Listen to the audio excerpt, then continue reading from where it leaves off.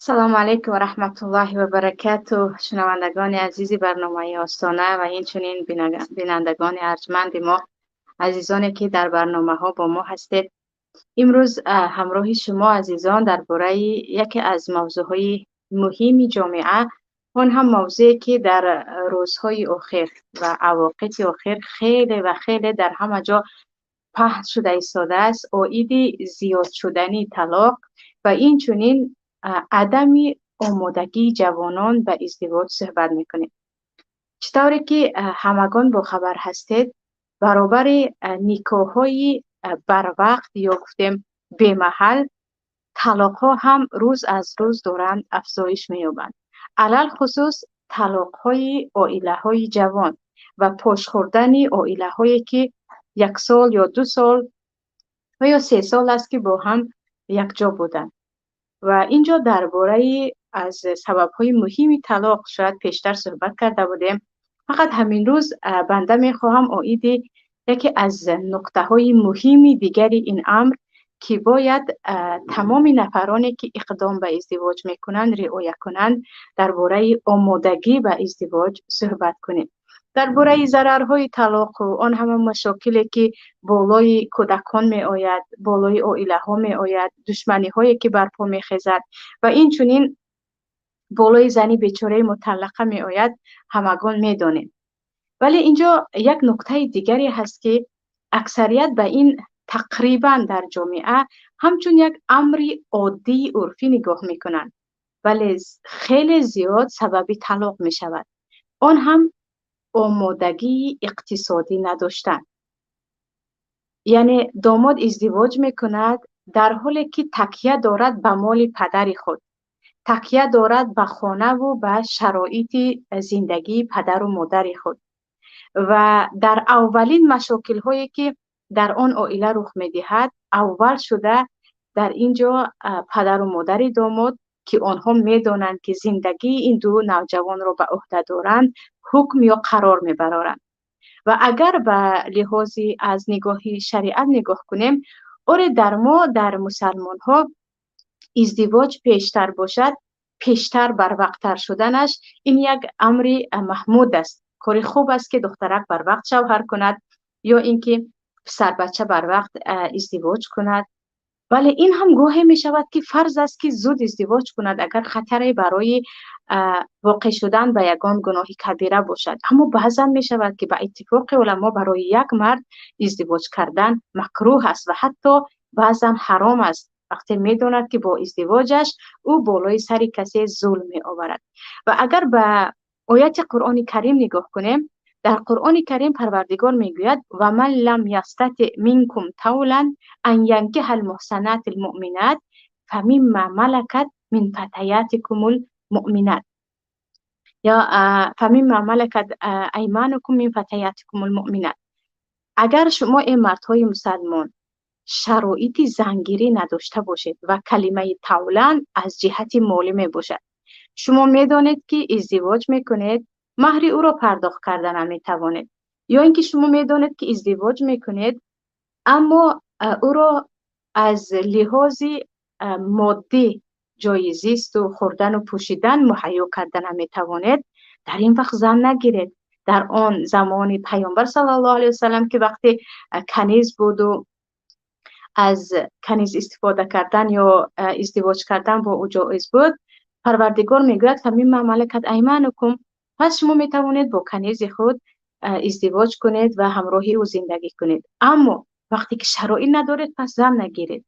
و پیامبر صلی الله علیه و سلم هم میگویند ای جوان ها، حدیث در صحیح بخاری مسلم است، من استطاع منکم الباءة فلیتزوج، کسی از شما شرایط داشته باشد حق پرداخت مهر و این چنین شرایط مهیا کردنی زندگی همسر خود را داشته باشد ازدواج کند.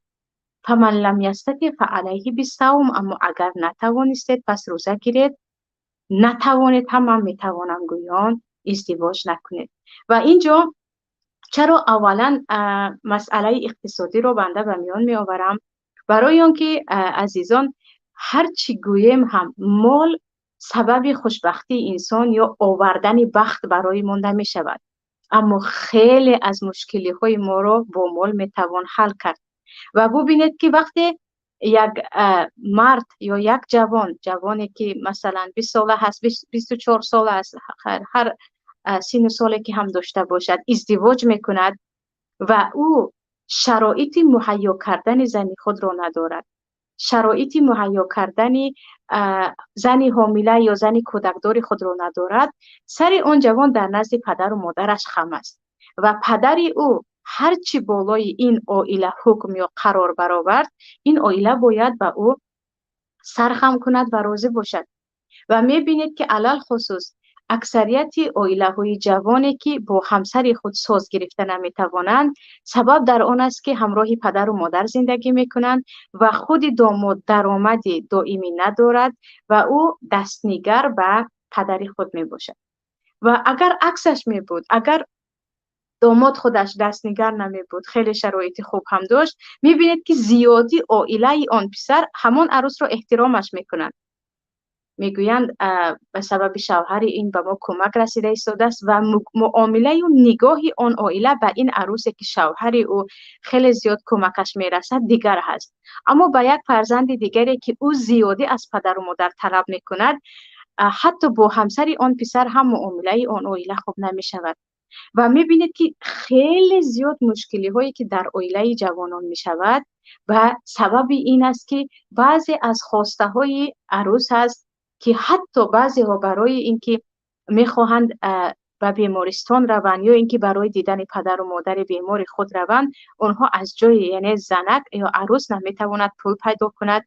وقتی به همسر خود میگوید، همسر او هم که خود شرایط این رو ندارد، یک باره با غضب و با طعنه و با جنگ و جنجال به زن خود جواب میدهد که از پدرم چگونه به تو من کمک گیرم یا چگونه از مادرم برای تو کمک گیرم.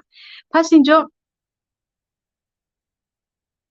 وقتی خود داماد پیش از ازدواج 100% میداند که او در مهیا کردن شرایط عائلوی خود نزد کسی سرخم نیست، حتی پدرش باشد، برادرش باشد، مادرش باشد، و او زندگی خود را نمیگویم برای 20 ساله تو باید پسنداز داشته باشه، حداقل برای 1 سال اول، برای 1 سال اول اگر داماد پسنداز داشته باشد و از جهت خانه و از جهت خوردن و پوشیدن و مهیا کردن با لازماتی که اکثریت زنها در سال اول یا به بیماری دچار میشوند یا شروع حاملگی چیزی دیگر هست، اگر داماد شرایط خوب داشته باشد، جنگ و جنجال خوب به مراتب کم می شود.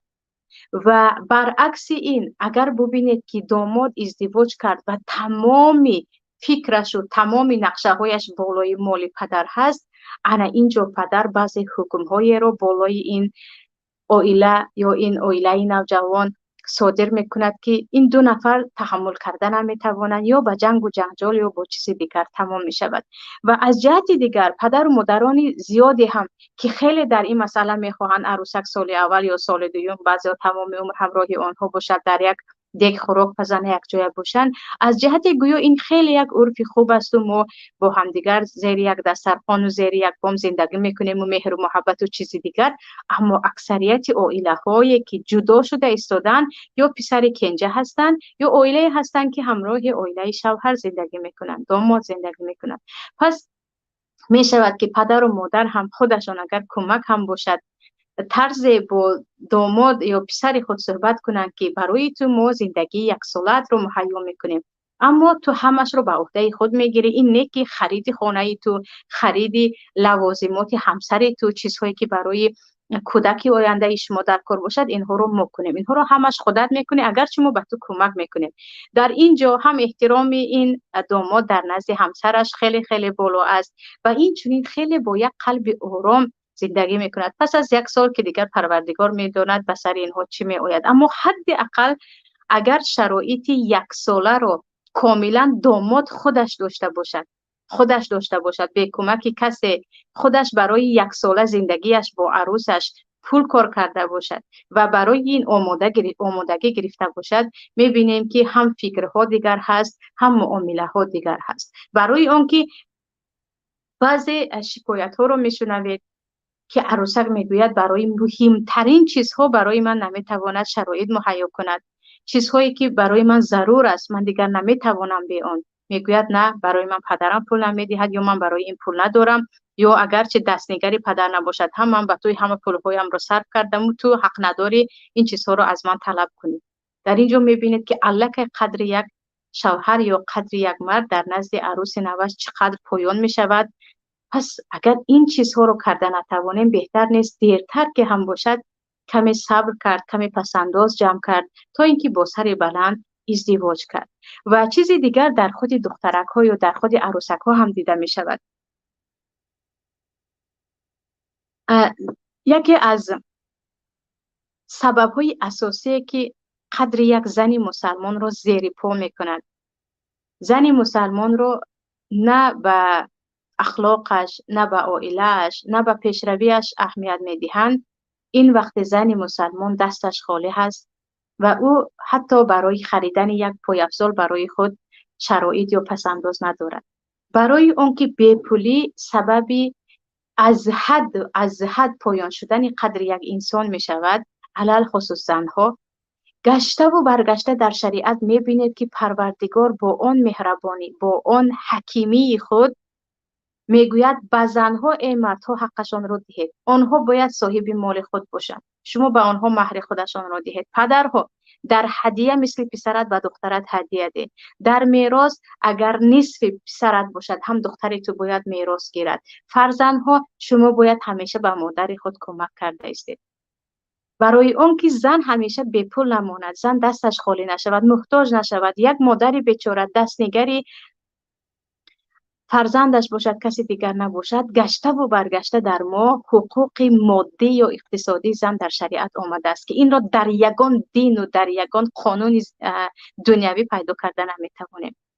میبینیم که عروسک بیچاره، زیادی ها میگویند سبب اولین جنگ ما از این شد که برای من چیزی لازم بود، یا از خوردنی اگر بیچاره کامله باشد، یا از پوشیدنی اگر چیزی در پوشیدنی کم داشته باشد که پس از توی تقریبا عروسک ها کمبودی ندارند، یا برای رفتن به نزد خویش و تبارش، یا برای در یگان حالت هدیه خریدن برای پدرش یا مادرش، یا عموما چیزی برایش در کار می شود و میگوید اولین جنگ ما از این شروع شد که برای من خیلی لازم بود، برای من نداد و من خود رو خیلی پستیس کردم، یا رفتم و از پدرم گرفتم، پس از پدرم کمی مبلغ گرفتن شوهرم با من جنگ شد، یا وقتی برادرم به من کمک کرد عائله شوهرم چرا او به تو کمک میکنن گویان جنگ خیزانیدن. یعنی سببی به خاطر پول جنگ های زیاد شدن در خانه ها، همه این رو میدانند و مشاهده هم کردن. پس بهتر نیست دخترک بیچاره پیش از ازدواج کردنش و جای این همه تحفه هایی که برای او شاید پس از مرگش هم به درد کودکانش نمیخورد، کودکای به وی رسیدهش، و خودش تمام عمر شاید در یک نزد تاقچه یا داخل جوان اون رو بماند و استفاده نکند، و جای اینها خویش و تبار برای او یک کم پسنداز مهیا کنند. و از روزی که الکی این عائله تصمیم گرفت که این دخترک رو فردا به شوهر میدهند، بگویند که حتما برایش پسنداز بدهیم تا یک مدت در حالتهای ضروری، نه اینکه یک و یک بار چی خواسته میخره، در حالتهای ضروری که او نمیتواند به شوهر بگوید، نمیتواند از عائله شوهر پول بگیرد، از همون پسنداز خود استفاده کند و حتی در حالتهای ضروری و جای قرض گفتن به شوهر خود کمک کند. ببینیم که بعضی دخترک ها در بعضی از کشورهایی که بنده نصف عمرم دیگر در خارج است، میبینم که دخترکی که در دانشگاه میخواند میگوید من در کورس سیوم هستم، پس از 1 سال 2 سال ازدواج میکنم، باید پسنداز خودم را داشته باشم، پس از ازدواج برای من پول لازم است. در ما میگویند من باید بعد از 5 سال ازدواج کنم، از حاضر باید کرته بخرم، از حاضر باید من پلان بکشم، ببخشید نقشه بکشم که چی چیز میپوشم. ببینید اندازه‌گیری برای آینده یک نفر رو. و اوری هستن در ما هم هستن خواهرانی که زیادی در این باره فکر میکنن، میگوین حتما باید زنی مسلمان، خواهر تاجیک خالی نماند، همیشه او از جهت یگان حمایه داشته باشد برایش. اما اکثریت و جای پسنداز رو فکر کردن و جای خود رو نشان دادن و پوشیدن و چیزی دیگر است. و عروس داماد هم زیادی عائله های ما که اکثریت در شرایط پس زندگی میکنن میگن پس از توی دیگر چیزی به دست ما نمیماند، خواه و ناخواه کمبودی میکشیم. خواه و نخواه کمبودی میکشیم و این کمبودی ها شروع می شود علکه همدیگر رو بد دیدن. به خاطر این همین عروس ما اینقدر قرضدار شدیم، ببین از دستش چیزی نمی آید، به خاطر فقط همین یک توی که دیگر هیچ برکت نداشته است این همه قرضدار شدیم.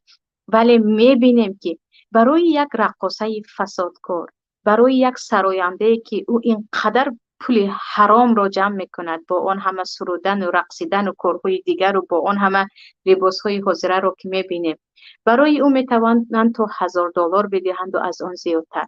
بهتر نیست این همه پولهایی که به رقاصه میدهند یا اینقدر به طربخانه و به جایهای دیگر میدهند، از همان فقط 70% را برای عروس و داماد بدهند و بقیه 30% را بگویند برای مهمانهای خانگی صرف میکنیم. بگذار این عائله بیچاره، این دو نفر یک زندگی خوبه، حداقل در سال یکم ازدواجشان به کسی محتاج نشوند، به کسی محتاج نشوند، در مسئله های مالی دست کسی سرخم نکنند. و اینجا خیلی در حیرت میمونید وقتی که پسر بچه میگوید یا داماد به یگان مشکلی میگوید برو از پدرت چیزی میخواستگیت رو بگیر، برو نزد مادرت او از پای سلامتی تو شود، برو به من از کمبودی هایت نگو، خواستی همین نخواستی گجاره برو. پس چرا زن گرفتی؟ اگر تو اینقدر در این مسئله ناتوان هستی، کی به تو اجازه داد زن بگیری؟ کی به تو اجازه داد که دختری کسی را به خانه‌ات آوری و او در وقت محتاجیش، در وقت بیماریش یا حالتهای دیگرش رود نزد پدرش که او دیگر گفته نمیتواند، دیگر رویش نمیشود که به پدر بگوید که من پس از ازدواج محتاج کمک تو هستم که عرف ما به این اجازه نمیدهد. پس مسئله اقتصاد، مسئله پسنداز کردن چی برای دختر باشد، علل خصوص برای داماد رو شریعت فرض میکند. پیامبر میگن شرایط داری زن بگیر، شرایط نداری روزه بگیر تا وقتی شرایطت پیدا شدن. آره مگر اینکه پیدا کردی زنی رو که او گفت من به همه سختی ها راضی هستم، فقط میخوام با تو ازدواج کنم، محرم رو هم بخشیدم یا بعدن میگیرم ولی با تو ازدواج میکنم، چیزی هم طلب نمیکنم. این خیلی خوب است وقتی توی میشود شاهدها هستن، یعنی توی همه میدانستگی میشود، نه توی های پنهانی. اما وقتی که نه با امید اینکه بعد از گرفتن شرایطم خوب می شود من زن می گیرم، خیلی عائله ها پس از این خیلی و خیلی به همدیگر رو بد دیدن و از همین بدبینی ها شروع می شود که انا تو بخیل هستی و تو خسیس هستی و تو چشم گرسنه هستی شروع می شود. پس آمادگی اقتصادی رو برای توی باید داشته باشیم، اما توی این نیست که تو برای رقاصه و برای سراینده و این همه نمود خوراک رو که اسراف می شود آماده کنی. آماده اقتصادی یعنی پس از توی زن و شوهر، عروس و داماد بتوانند به مشکلی حداقل یک سال زندگی کنند. و درباره اینکه اگر آنها زندگی جدایی داشته باشند مثل تمام مردم ها که در غیر تاجیکستان بعضی از کشورهای پسا شوروی ما در یک جا زندگی میکنیم دیگر خانهشان جدا می شود، در این باره موضوع علاهیده هست که چقدر فایده دارد اگر زن و شوهر از یکم روز زندگیشان کاملا مستقل شوند از تمام خویش و تبار و در خانه خود و از پی زندگی خود شوند که مسئله بسیطر است و بین عرف و بین شریعت و این چونین بین مردم ما و مردم دیگر نظرها مختلف هستند. انشاءالله درباره‌اش در برنامه دیگر صحبت میکنیم. اما پس اولین آمادگی اساسی ما مسئله اقتصادی هست و مسئله این که آره ما نمیگوییم که 100% 10 سال و 15 سال رو بدون، حداقل 1 سال برای زندگی پسنداز داشته باشیم. پس از 1 سال توکل به الله شاید راه دیگری پیدا می شود که الکه اینها به هم دیگر عادت میکنن، الکه اینها میتوانند سازش کنند، الکه دیگر بدبینی و این چیزها پس از 1 سال کم می شود.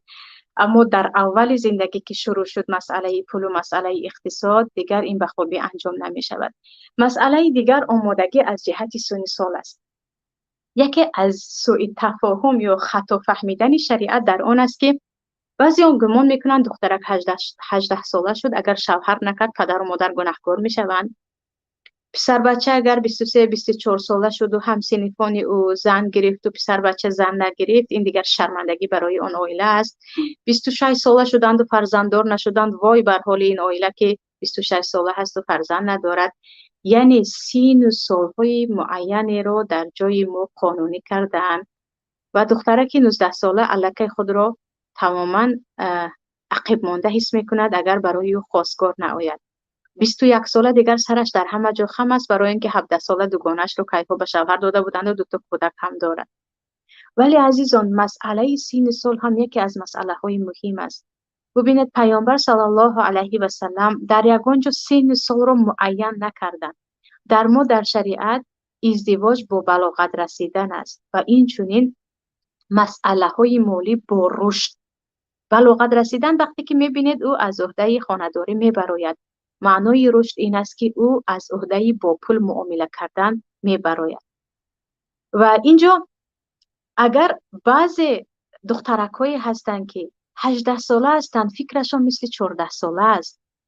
بعضی پسر بچه هایی هستند که 21 ساله هستند اما مثل پسرچه 15 ساله هم حتی فکر کرده نمیتواند، از پای زندگی خود برآمده نمیتواند. کمترین مشکلی دوید آمده گریه کرده به پدر و مادر خود میگوید. کمترین مشکلی در همان لحظه میگویند 3 طلاق تو رو دادم.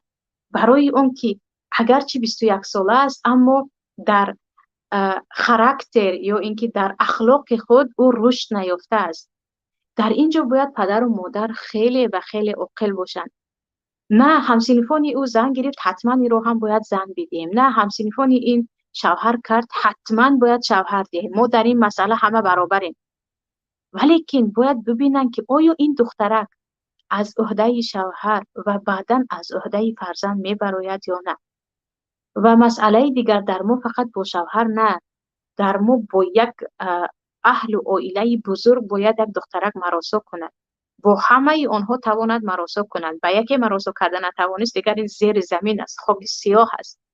پس اینجا باید پدر و مادر، ما به همسنفان و دوستان نگاه کرده نه، ما به خود دخترک نگاه کنیم، به خود پسرمون نگاه کنیم. از عهده پدر شدن همین پسرک میبراید یا نه؟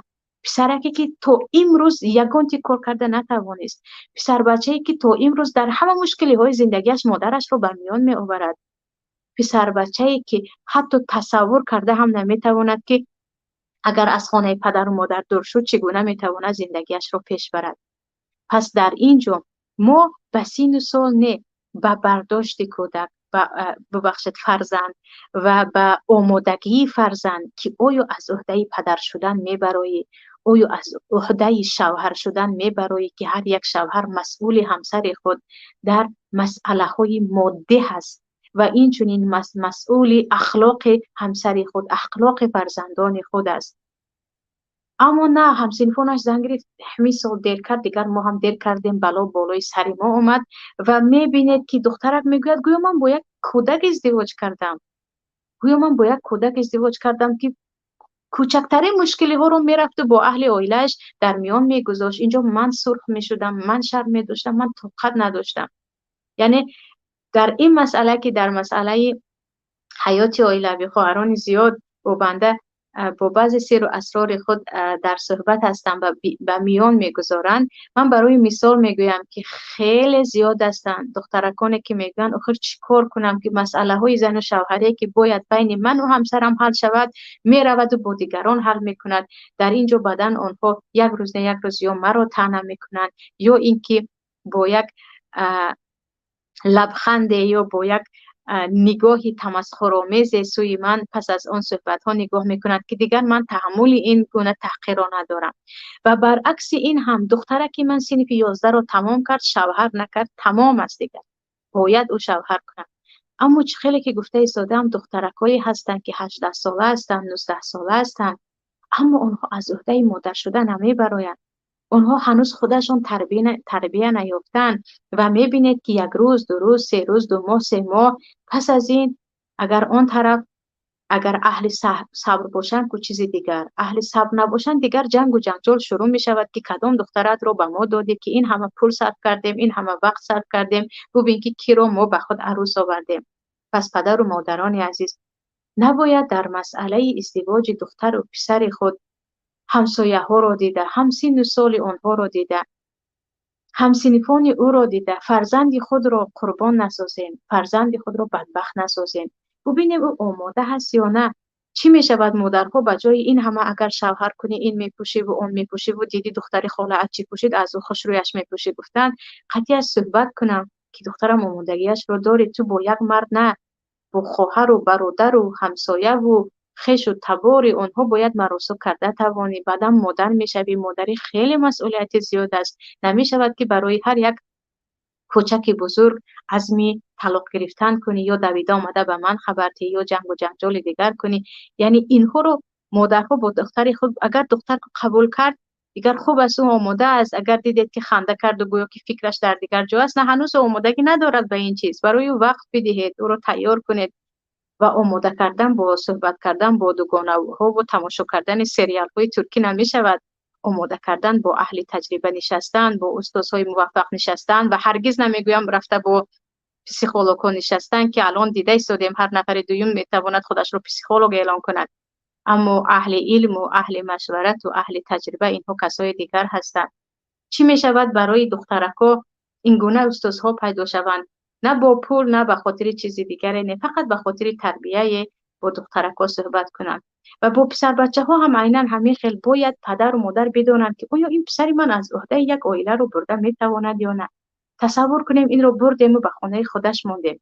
این میتواند فردا بگوید که چی میخوریم، چی لازم است، چی کار باید کنم. یعنی یک عائله رو به گردن گرفته میتواند یا نه، یا امیدش به پدر هست. و اکثریت پسرهایی که با امید پدر زن گرفتن، آنها طلاق میدهند برای اینکه با امید پدر زن دیگر هم میگیرند. آنها به آسانی به دست آوردن به آسانی از دست میدهند. برعکس جوانهایی که در سن سال معین با عقل فراسات به جایش رسیده، با مهنت حلال خود پس از دوادوی، پس از عذاب کشیدن ازدواج کردن، میبینید که آنها به هر قیمتی هم نباشد بالای عائله خود می ایستند و تا آخرین لحظه دفاع میکنند که عائله آنها پاش نخورد. پس این مسئله سن و سال هم مسئله خیلی مهم است. در شریعت اگر دخترک به بلاغت رسید و ازدواج نکرد، بلا به آن خانه می آید. در یگان شریعت این گپ وجود ندارد. برعکس دخترک بیچاره رو به زور به شوهر میدهی و از عهده شوهر هنوز نمی براید. فکر او کودکانه است یا عموما او درباره شوهر چیز دیگر فکر میکند. او نمیداند که عائله داری چی است. این ظلم است، این بلا هست بالای این عائله. پسر بچه رو باید هرچی تیزتر زن بدهید.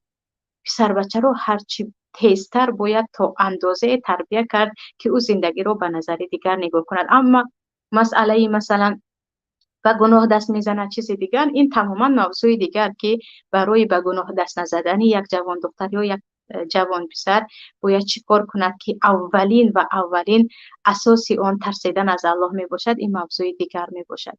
اما اینجا این موضوع شتاب کردن در ازدواج و از همسنفان دیر نماندن و از همسایه ها دیر نماندن بالای جوان های زیاد شده استاده است که اولین نفری که آمد 20 ساله شد دخترک باید ازدواج کند و کی هست و چی هست پروا ندارن. مهم این دیر نماند. هر کس که بود تو باید همین سال ازدواج کنی. برای ما فرق ندارد. مهم تو ازدواج کنی که ما با همه گوییم فرزند ما هم ازدواج کرد.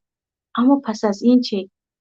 پس از این حالت این چی می شود؟ یک طلاق تنها برای 2 نفر نه، برای تمام یک عائله کلان یک دردی هست، یک خنجری هست که از ضرب آن سالها و حتی بعضی ها تا آخر عمر رنج میکشند. پس مسئله سن سال مسئله آسان نگیریم. پدر و مادران عزیز باید در این مسئله با فرزند خود بدون پرده، بدون هیچ مجاملات و پنهانکاری صحبت کنند که آماده‌اش را داری یا نداری یا کمی وقت میخواهی. نه اگر شتاب میکنی باید بدانی که انا این چیزهایی هست یا انا این مشکلاتی هست که در زندگی روبرو میشوی و برایش باید آماده باشی. مسئله دیگر از جهت آمادگی، یکی گفتیم اقتصاد باید باشد، دیگری گفتیم به سن سال اهمیت دهیم. آره بعضی می شود که 18 ساله پسر بچه است اما مثل جوانی 35 ساله است عقلی او، مثل اسامه ابن زید که همگی در 17 سالگی پیامبر سردار یک لشکری بزرگ کرده بودند، برای اینکه پیامبر صلی الله علیه و سلم میدونستند که این 17 ساله جوان از چقدر پیران سالان هم شجاع هست و هم عاقل است. بعضی جوان ها هستند در 18 سالگی کاملا از عهده همسر و فرزند میبرند و آنها حتی مشاوری بزرگان هستند.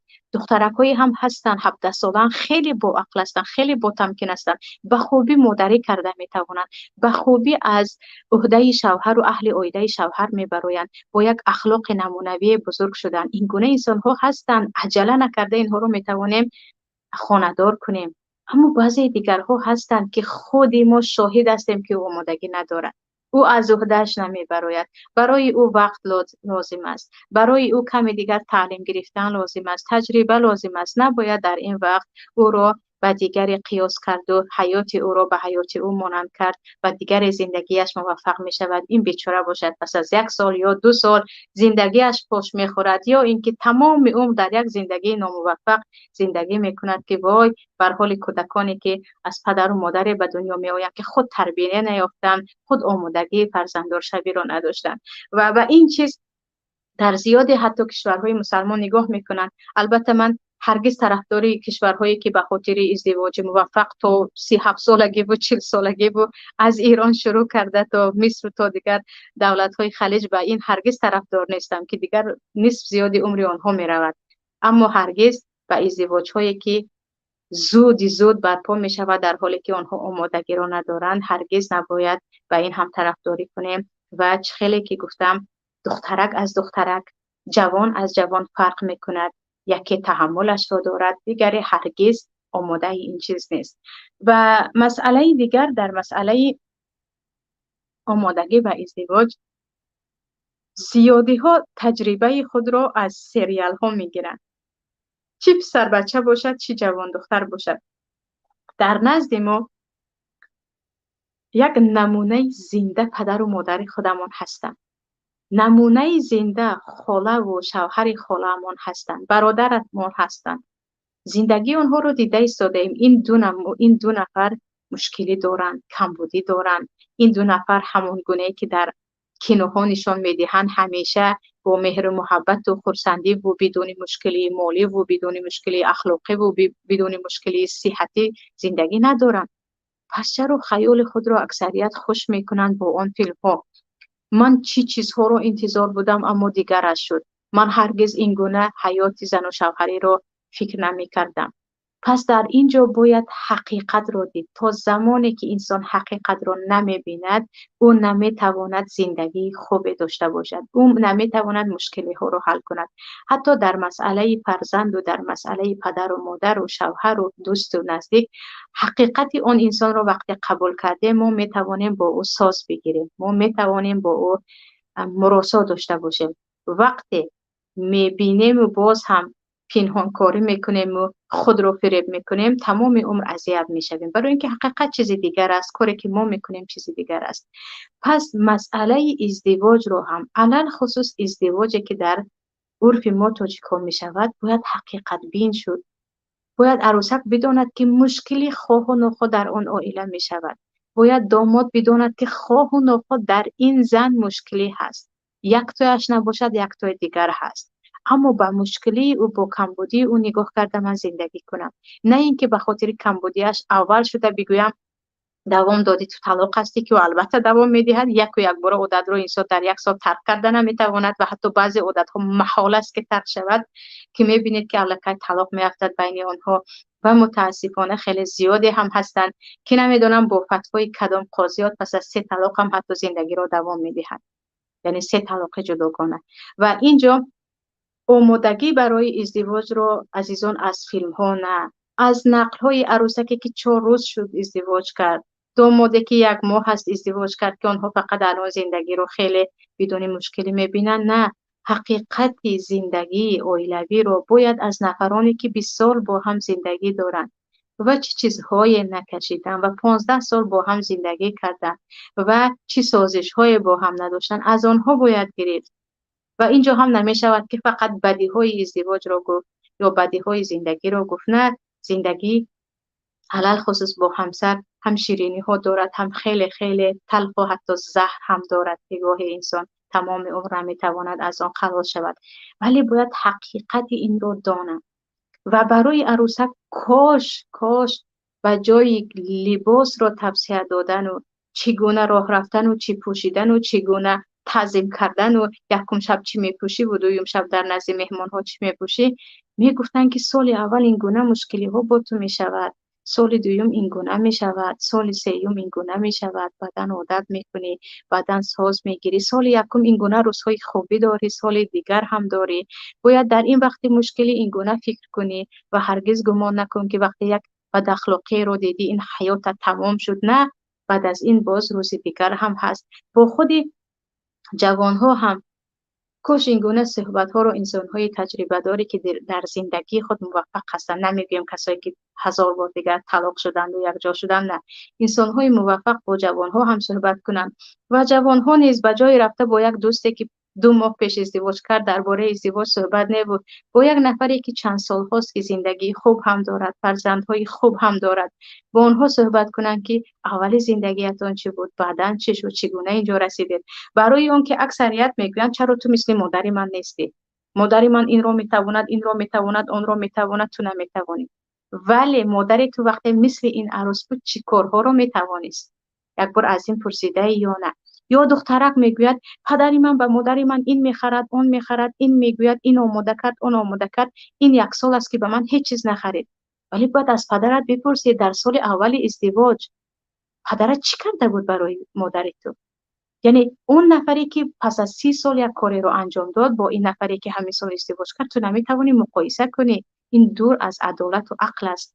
و عکس این هم نباید زنکی که الکی 50 ساله است در همه مسئله او تجربه دارد با دخترکی که 18 ساله است مقایسه کرد که تو چرا مثل این نیستی، یا تو چرا مثل ینگم نیستی که همه اینها رو میتواند. ینگای تو چند ساله است، یا ینگای تو در کدام خانه بزرگ شد، در چگونه شرایط او را به وی رسانیدن، و این بیچاره چه اینکه برای خود اختیار نکردین حیات را.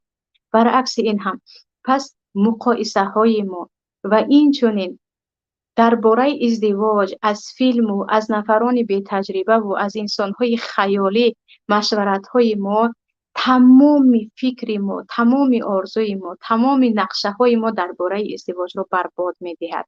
در مسئله ازدواج باید حقیقت بین شد. در مسئله ازدواج چگونه که هست همان گونه قبول کرد و به آن نگاه کرده اقدام کرد. انا در اینجا ما آمادگیش رو می توانیم داشته باشیم و در اینجا هم با صبر، هم با مراسا کردن جایش باشد، حتی هم با ویران و بلنگار کردن زندگی خود را به پیش بریم. این بود عزیزان موضوع امروزه من درباره 3 آمادگی اساسی برای ازدواج که نبودن همین 3 آمادگی سبب طلاق اکثریت می شود.